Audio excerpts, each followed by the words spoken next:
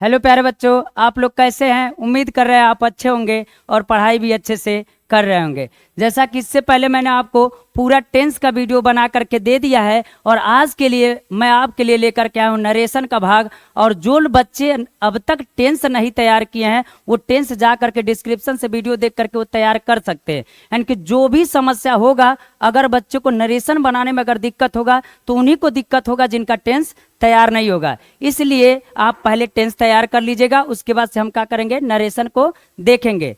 तो आइए हम देखते हैं कि नरेशन स्टार्ट करते हैं। तो हम कह सकते हैं कि नरेशन क्या होता है। नरेशन का मतलब होता है कहना। कहना तो हम कह सकते हैं कि नरेशन का मतलब कहना होता है। तो कह देंगे कि जो व्यक्ति, चाहे लड़का हो या चाहे लड़की, कोई भी व्यक्ति होगा, अगर कोई शब्द कहता है, किसी से कोई भी बात करता है, तो उसे हम क्या कहते हैं, नरेशन कहते हैं। तो यानी अगर हम इसका डिफिनेशन कहें तो कह सकते हैं what ever a person speak is called his या हर नरेशन कह सकते हैं। हमने कहा क्या कि अगर वाट एवर का मतलब है यानी जो कुछ, ए पर्सन मन एक व्यक्ति, स्पीक्स माने बोलता है, इज कॉल्ड नरेशन यानी जो व्यक्ति कुछ भी बोलता है उसको हम क्या कहते हैं, नरेशन कहते हैं। तो हम ये भी कह सकते हैं कि we can express the word of speaker in two ways. इसका मतलब यह है, हमने कहा क्या कि whatever a person, whatever का मतलब जो कुछ, ए पर्सन मतलब एक व्यक्ति, स्पीक्स माने बोलता है, इज कॉल्ड हिज या हर नरेशन। अगर लड़का होगा तो हम हिज कर सकते हैं, लड़की होगी तो हर नरेशन कर सकते हैं। यानी जो व्यक्ति कुछ भी बोलता है तो उसको हम क्या कहते हैं, नरेशन कहते हैं। तो क्या रहा है, वी कैन एक्सप्रेस यानी वी कैन एक्सप्रेस यानी हम दर्शा सकते हैं या बता सकते हैं द वर्ड ऑफ स्पीकर यानी जो भी वक्ता अगर वह बोल रहा है तो उसको दो वेज में यानी टू वेज में हम क्या कर सकते हैं, बता सकते हैं। तो टू वेज क्या होगा, तो अगर हम आपसे कहे कि मान लीजिए अगर पहला हम कह दे तो उस स्थिति में क्या होगा, तो हम कहेंगे कि डायरेक्ट स्पीच। डायरेक्ट स्पीच यानी इसको हम कह सकते हैं प्रत्यक्ष कथन। प्रत्यक्ष कथन। दूसरा अगर हम कहेंगे तो वो होगा इनडायरेक्ट स्पीच। Indirect speech. तो जरा मेरी बात को समझिएगा, अब तक यह बात क्लियर नहीं हो पाया कि सर कोई वक्ता अगर कुछ शब्द बोलता है तो उसको दो शब्दों में हम कैसे कहेंगे और किस प्रकार कहेंगे। तो अगर हम आपसे कहें कि मान लीजिए पहला है डायरेक्ट स्पीच और दूसरा है इनडायरेक्ट स्पीच। अभी हम रूल पर नहीं आया, अभी आपको हम दिखा रहे हैं कि कैसे हम चलेंगे और किस प्रकार चलेंगे और इसका मतलब हम कैसे दर्शाएंगे। तो कह रहा कि अगर कोई व्यक्ति कोई शब्द बोलता है तो दो प्रकार से बोलता है, एक होता है प्रत्यक्ष कथन और एक होता है अप्रत्यक्ष कथन। तो जरा मेरी बात को ध्यान से सुनिएगा, अगर हम कह दे कि प्रत्यक्ष कथन किसे कहते हैं और एक अप्रत्यक्ष कथन किसे कहते हैं, तो चलते एक एग्जाम्पल लेकर हम आपको समझाते हैं कि मान लीजिए एक घर है और यहां एक स्कूल है। क्या है, तो हम कह देंगे स्कूल है। और ये जो घर है ये मान लीजिए एक लड़का है जिसका नाम, जिसको ये बात समझ में आ गया उसको ये पूरा नरेशन समझ में आएगा। ये लड़का है और इसका नाम आप हम रख देते हैं मोहन है। मोहन रखिए, चाहे सोहन कर दीजिए इसको, तो ये क्या हो जाएगा, तो हम कहेंगे कि सोहन होगा। क्या होगा, सोहन रख दीजिए। दूसरा इसका एक मित्र है जिसका घर थोड़ा दूरी पर पड़ता है और ये जो घर है ये किसका है, तो हम कहेंगे सर मोहन का है। किसका है, मोहन का है। यानी हम कह सकते हैं ये सोहन है और इसका मित्र जो है वो क्या है, मोहन है। यानी अगर हम कहे कि डायरेक्ट स्पीच और इनडायरेक्ट स्पीच को हम कैसे समझाएंगे, आखिर अगर कहे कि कोई वक्ता कोई शब्द अगर कहता है तो कैसे हम दो तरीके से कह सकते हैं, जरा मेरी बात को ध्यान से सुनिएगा। अगर हम कह दे ये सोहन है और ये कौन है, मोहन है, और ये उनका स्कूल है, यहां पर टीचर है, मान लीजिए एक टीचर हम कह दे, मान लीजिए उसमें हम कह सकते हैं, थोड़ा दिक्कत हो रहा है, देखते हैं चलते हैं। हमने कहा ये स्कूल है और यहां पर कौन है, टीचर है, तो टीचर को थोड़ा सा बना देते हैं यूनिक करके, थोड़ा सा, ये टीचर है। तो हुआ ऐसा कि सोहन जब स्कूल जा रहा था तो वो सोचा कि अपने मित्र मोहन को भी ले ले। तो जब गया मोहन के पास तो ये कहा कि मोहन भाई आज चला जाए मित्र पढ़ने के लिए, क्या किया जाए, पढ़ने के लिए चला जाए। ये इसके पास गया तो इससे कहा कि पढ़ने के लिए चला जाए। लेकिन हुआ क्या, जब इसके पास गया तो मोहन ने कहा कि जाके सर जी से बोल देना कि मैं आज स्कूल नहीं आऊंगा। जरा इस बात का केयर कीजिएगा और यही बात आपको इस चीज को समझाएगा। मोहन ने कहा कि जाके सर जी से बोल देना कि मैं आज स्कूल नहीं आऊंगा। अगर हम आपसे कह दें, जरा ध्यान से सुनिएगा, तो मोहन ने कहा सोहन से कि जाके कह देना सर जी से कि हम स्कूल नहीं आएंगे। अब सोहन गया किसके पास, सर जी के पास, और सर जी से कहा कि सर आज मोहन ने कहा कि मैं आज स्कूल नहीं आऊंगा। यहीं पर आपको क्या करना है, ध्यान देना है, जरा ध्यान से मेरी बात को सुनिएगा। सोहन आया, सोहन को तो यह बात पता था कि उस स्थिति में क्या होगा कि मोहन आज स्कूल नहीं आएगा। तो जब ये गया स्कूल और ये सर से बोला, सर से क्या बोला, तो वो गया तो कहा कि मोहन ने कहा कि मैं आज स्कूल नहीं आऊंगा। जरा ध्यान से सुनिएगा मेरी बात को।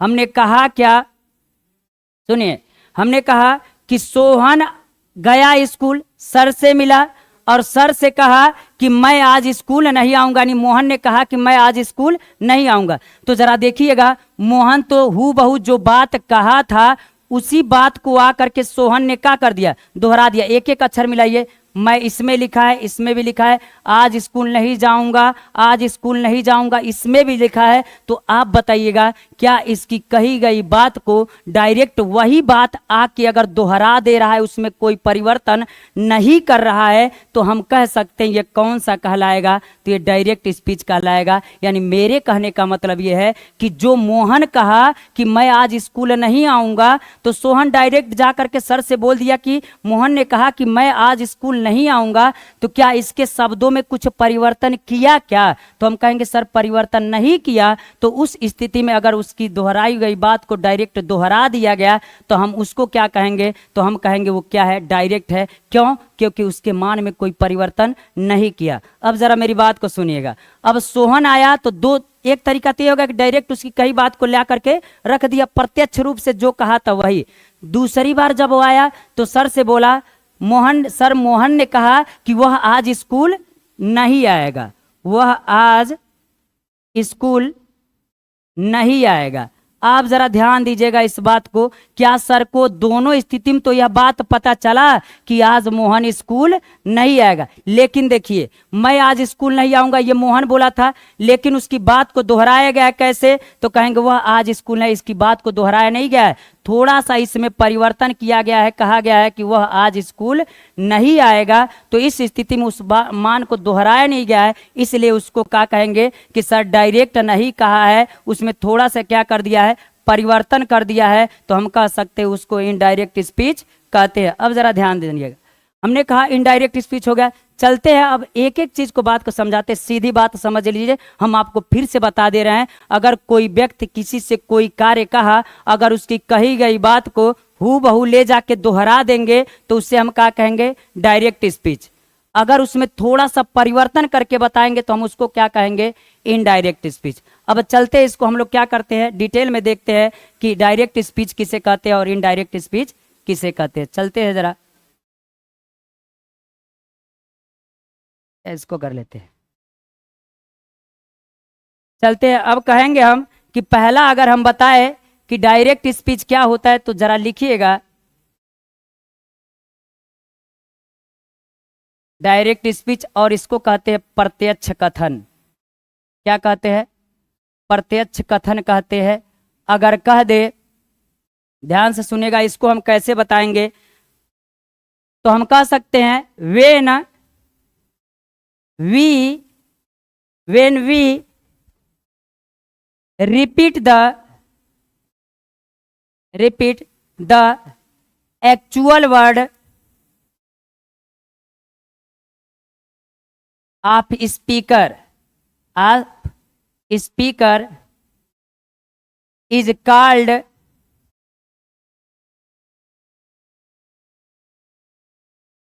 कॉल्ड क्या होगा? डायरेक्ट स्पीच होगा।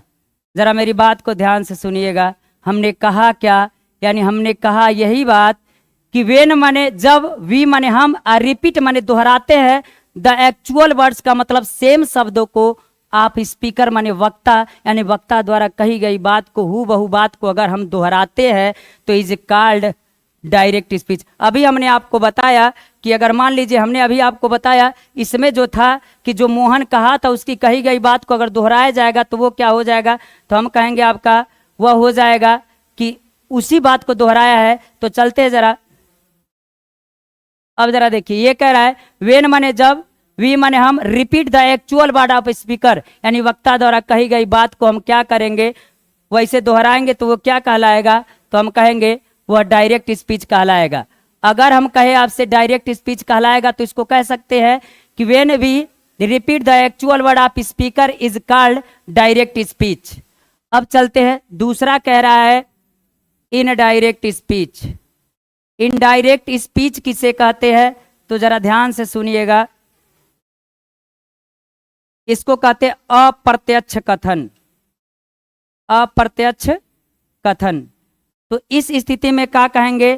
तो हम कहेंगे when we do not repeat the actual word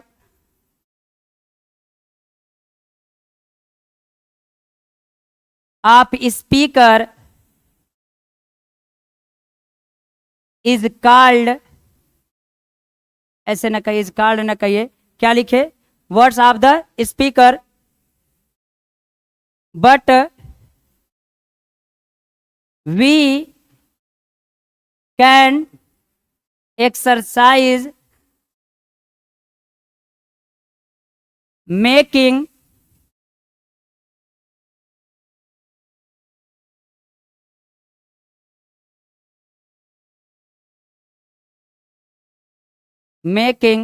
some change is called indirect speech. हमने कहा क्या? जरा मेरी बात को गौर से सुनिएगा। हमने ये कहा कि वेन माने जब, अवी माने हम, और डू नॉट रिपीट जब हम दोहराते नहीं है the actual word of speaker, यानी वक्ता द्वारा कही गई बात को हम दोहराते नहीं है, but we can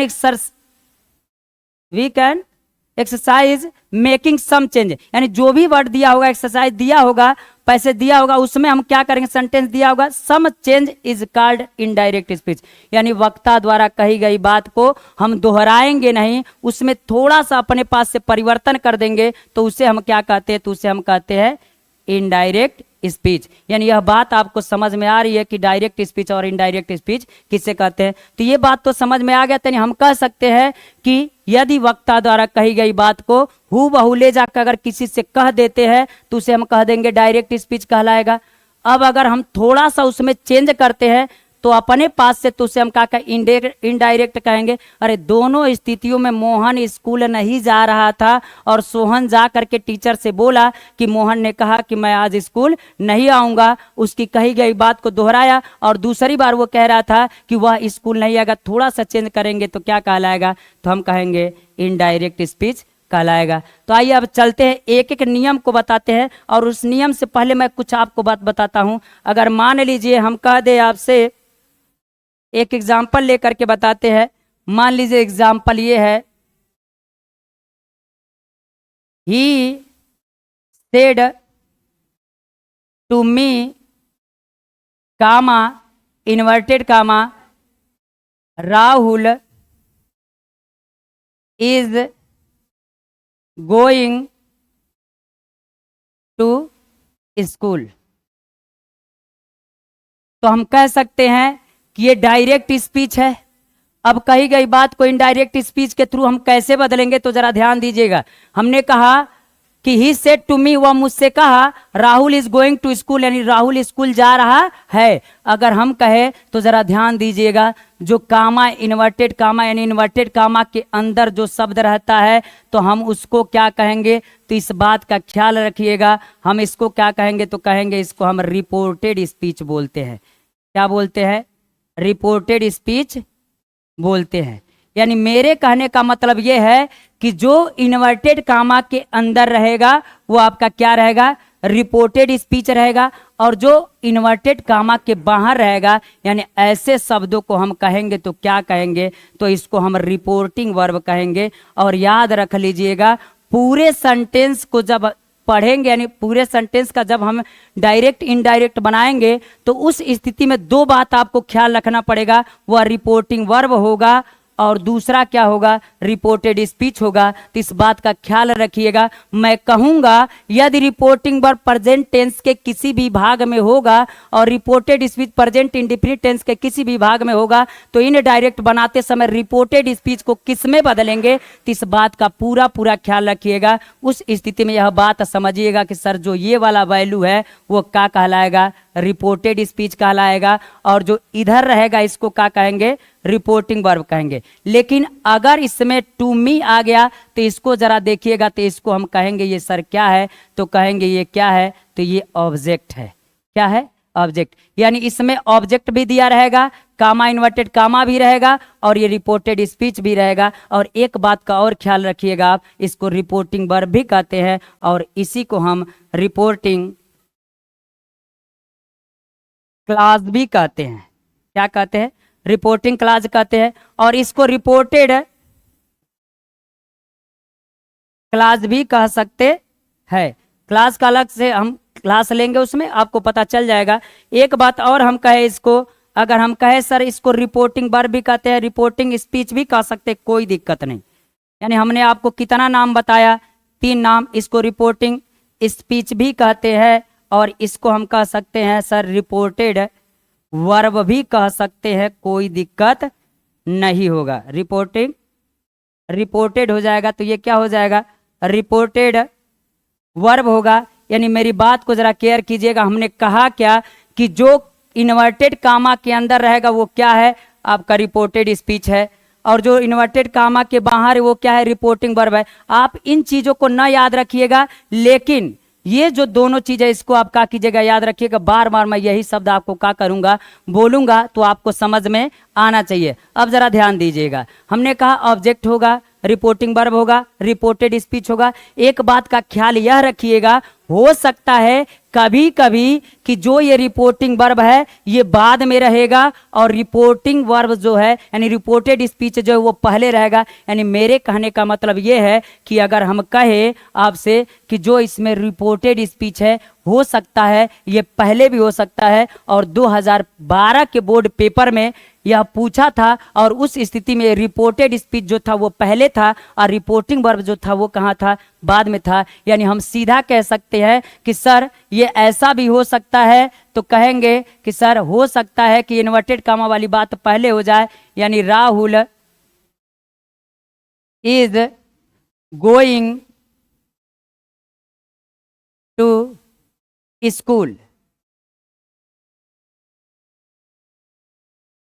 comma inverted comma इसको कर दीजिए तो हम क्या कहेंगे, तो कहेंगे इन्वर्टेड कामा बंद। यानी इन्वर्टेड कामा वाले बात पहले हो गया, फिर कामा करेंगे और कहेंगे he said to me, he said to me. तो एक बात का ख्याल रखिएगा कि सर कहिएगा कि सर भले ये बाद में आया लेकिन हम कह सकते हैं कहीं पर रहेगा, चाहे पहले रहेगा चाहे बाद में रहेगा, ये आपका रहेगा रिपोर्टिंग वर्ब ही।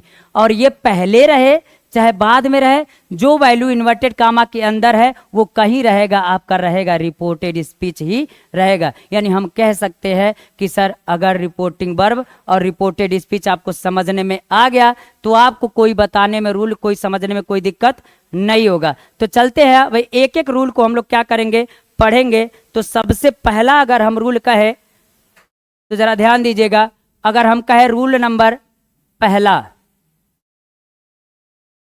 ध्यान से सुनिएगा, हम कहेंगे यदि रिपोर्टिंग वर्ब प्रेजेंट टेंस के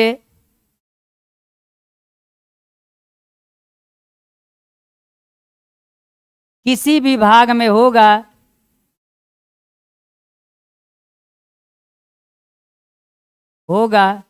हमने कहा कि यदि रिपोर्टिंग वर्ब प्रेजेंट टेंस के किसी भी भाग में होगा और रिपोर्टेड स्पीच, किसी भी रिपोर्टिंग वर्ब प्रेजेंट टेंस के किसी भी भाग में होगा और या कह दीजिए रिपोर्टिंग वर्ब प्रेजेंट टेंस के किसी भी भाग में होगा तो इनडायरेक्ट बनाते समय रिपोर्टेड स्पीच में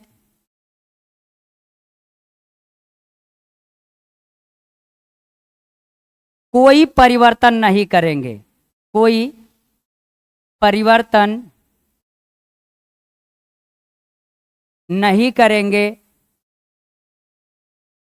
ये परिवर्तन हो जाएगा, कोई परिवर्तन नहीं करेंगे, केवल कामा इन्वर्टेड कामा के स्थान पर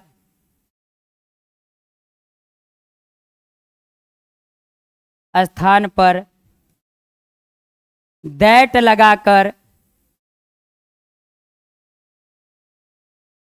जोड़ देंगे। हमने कहा क्या, हमने ये कहा यदि रिपोर्टिंग वर्ब प्रेजेंट टेंस के किसी भी भाग में होगा तो रिपोर्टेड स्पीच में कोई परिवर्तन नहीं करते, केवल कामा इन्वर्टेड कामा के स्थान पर दैट लगा के जोड़ देते हैं। यानी मेरे कहने का मतलब यह है कि यदि रिपोर्टिंग वर्ब प्रेजेंट टेंस के किसी भी भाग में होगा तो रिपोर्टेड स्पीच में कोई परिवर्तन नहीं करेंगे, केवल कामा और इन्वर्टेड कामा के स्थान पर दैट लगा के जोड़ देंगे, भले ही रिपोर्टिंग वर्ब किसी भी टेंस में होगा। बस एक बात का ख्याल रखिएगा, जैसे अगर एग्जाम्पल में हम कह दे, पहला एग्जाम्पल ले लेते हैं और हम कह देते हैं he says comma inverted comma Rahul is going to market, क्या हो जाएगा, market full stop inverted comma बंद। हमने कहा क्या कि यदि रिपोर्टिंग वर्ब प्रेजेंट टेंस के किसी भी भाग में रहेगा तो आप देखिएगा ही सेज है कि नहीं, और आपको पता होगा कि सर ये प्रेजेंट इंडेफिनिट टेंस में है, क्योंकि प्रेजेंट इंडेफिनिट टेंस का स्ट्रक्चर होता है सब्जेक्ट प्लस वर्ब का फर्स्ट फॉर्म प्लस एस या S plus subject plus other word. यानी हम कह सकते हैं कि यदि रिपोर्टिंग वर्ब प्रेजेंट टेंस के किसी भी भाग में रहेगा तो इनडायरेक्ट बनाते समय रिपोर्टेड स्पीच में कोई परिवर्तन नहीं करेंगे, बस केवल कामा और इन्वर्टेड कामा के स्थान पर आप क्या जोड़ेंगे, तो कहेंगे सर दैट लगाइएगा और दैट लगा के इसको क्या कर दीजिएगा, जोड़ दीजिएगा। अगर ये डायरेक्ट है तो इनडायरेक्ट जब हम बनाएंगे तो क्या कहेंगे, तो ये हो जाएगा ही, और सेज को टेल्स में बदल सकते हैं, कोई दिक्कत नहीं है, ऑब्जेक्ट नहीं है तो नहीं बदलेंगे तो भी दिक्कत नहीं होगा। तो हम कह सकते हैं ही टेल्स में बदल लीजिए, अच्छा ही सेज रहने दीजिए, ही सेज दैट। बहुत लोग कहेंगे कि सर यहाँ पर आपने परिवर्तन नहीं किया सेज को टेल्स में, जब ऑब्जेक्ट नहीं रहेगा तो परिवर्तन कीजिए चाहे ना कीजिए कोई दिक्कत नहीं होगा। तो ये हो जाएगा ही सेज दैट, क्या कुछ परिवर्तन ही नहीं करना है। ये प्रेजेंट टेंस के किसी भाग में तो पास्ट के किसी भाग में हम बदलेंगे नहीं, बस इतना याद रखिएगा कि बस रिपोर्टिंग वर्ब को आप क्या कीजिएगा, ध्यान दीजिएगा कि रिपोर्टिंग वर्ब जो है ये किस में है, तो हम कहेंगे ही सेज दैट, तो कहेंगे Rahul is going to market. उम्मीद कर रहे हैं यह मेरी बात आपको समझ में आ रही होगी। अब हम अगर कहे आपसे एक और एग्जांपल लेते हैं, अब कह देते हैं अगर ऑब्जेक्ट साथ में रहेगा तो क्या होगा, जैसे अगर कह दे ही, इसको ऐसे ना लिखिए, और दूसरा हम बनाते हैं और कहेंगे he said to me comma inverted comma, तो कहेंगे they have played the chess. तो हम क्या कह सकते हैं, फुल स्टॉप इन्वर्टेड कामा बंद। हमने कहा आपको एक बात का ख्याल रखना है, चाहे जिसमें रहेगा सबसे पहले आप रिपोर्टेड स्पीच को ना ध्यान दीजिएगा, जो रिपोर्टिंग वर्ब है इसी को हमको क्या करना है, देखना है। तो ये सेड ना कहिए, इसको सेज कह दीजिए,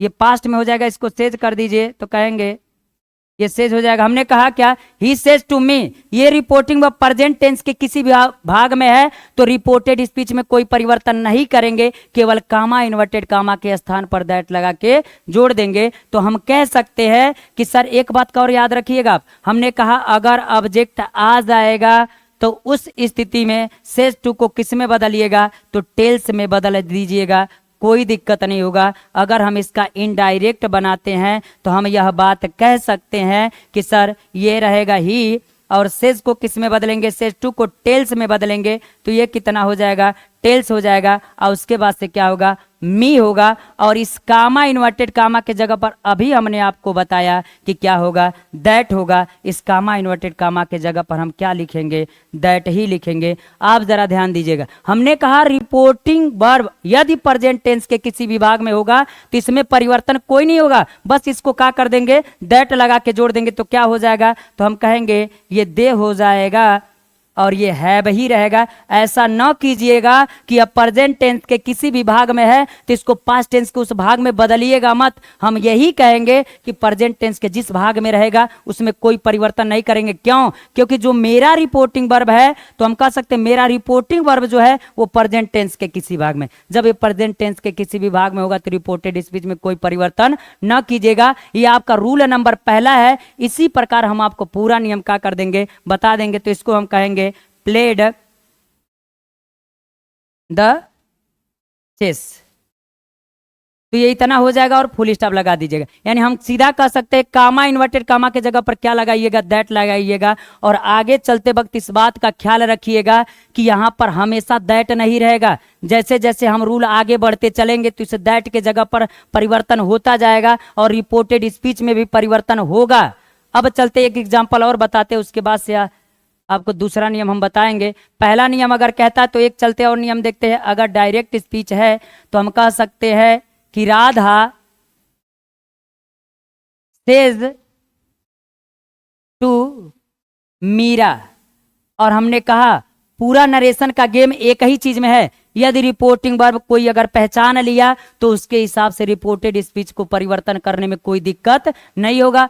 कामा करेंगे, इन्वर्टेड कामा करेंगे, और अगर हम कह दे कि मान लीजिए शीला इज कुकिंग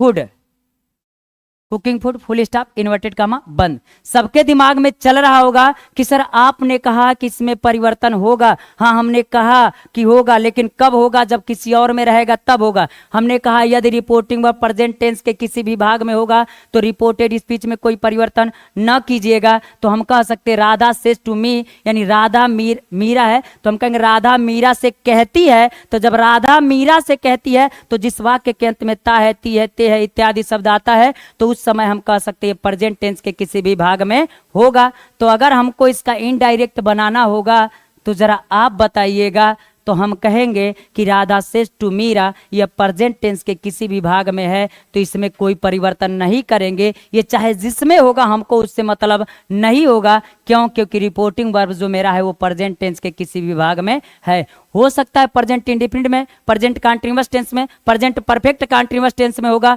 तो उस स्थिति में इस बात का ख्याल रखिएगा, रिपोर्टेड स्पीच में कोई परिवर्तन नहीं कीजिएगा। तो हम कह सकते हैं यह बात कि अगर इसको बनाए तो हम कह सकते हैं कि राधा, हमने कहा कि अगर ऑब्जेक्ट है तो इसको बदलिएगा, और बदलेंगे तो किस में बदलेंगे, तो हमने कहा कि इसको टेल्स में बदलिएगा।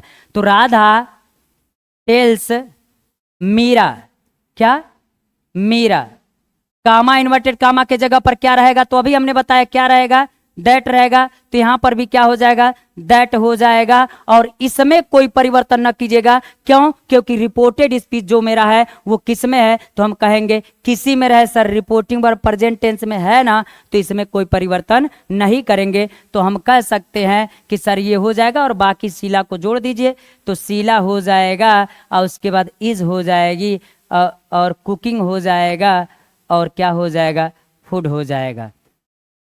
Full stop. फिर अगर एक एग्जाम्पल और हम देख लेते हैं, तो लास्ट एग्जाम्पल होगा इस नियम का। हम कहे कि एक एग्जाम्पल लेते तो कहते हैं कि the teacher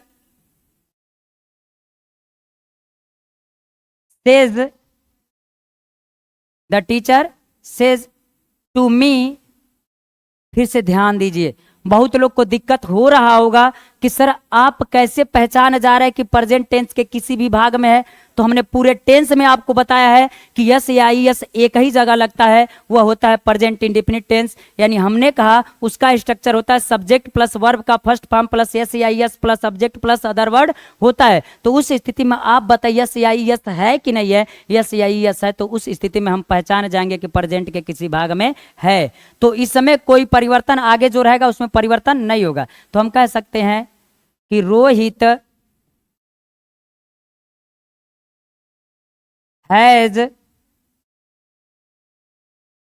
has eaten food. Full stop, inverted comma बंद हो जाएगा। तो हम कहेंगे क्या इसमें परिवर्तन होगा। कोई अगर आपसे कहेगा ये रिपोर्टिंग वर्ब किस टेंस में, रिपोर्टेड स्पीच किस टेंस में है, तो कहेंगे रोहित हैज है, तो हम कहेंगे प्रेजेंट परफेक्ट टेंस में है। लेकिन इस बात का पूरा ख्याल रखिएगा कि जो रिपोर्टिंग वर्ब है वो किस टेंस में है। तो हम कह सकते हैं कि रिपोर्टिंग वर्ब प्रेजेंट टेंस के किसी विभाग में है, तो रिपोर्टेड स्पीच में कोई परिवर्तन नहीं होगा। तो हम कह सकते हैं कि बनाएंगे कैसे, तो कहेंगे सर इसमें कहेंगे कि द टीचर, और सेज को किस में करेंगे, टेल्स में करेंगे, और टू मी रहेगा तो उसको मी में बदलेंगे, और कामा इन्वर्टेड कामा के जगह पर तो दैट लिखते ही हैं, तो दैट लिखेंगे और इसके साथ क्या करेंगे, ये रोहित को ऐसे जोड़ देंगे और हैज को भी उसी में जोड़ देंगे। कभी आप इसको पास्ट के परफेक्ट में मत बदलिएगा, तो क्या हो जाएगा, ईटेन हो जाएगा और क्या हो जाएगा, फूड हो जाएगा। और ये कह सकते इतना हो सकता है। इस प्रकार आपका पहला नियम समाप्त होता है बच्चों। अगर कोई दिक्कत होगा तो आप कमेंट में बताइएगा। अगर यह वीडियो आपको समझ में आ रहा है तो वीडियो को लाइक भी कर दीजिएगा और चैनल को सब्सक्राइब भी कर दीजिएगा और अपने दोस्तों के पास शेयर भी कर दीजिएगा। प्यारे बच्चों आज के लिए इतना रहने देते हैं, धन्यवाद।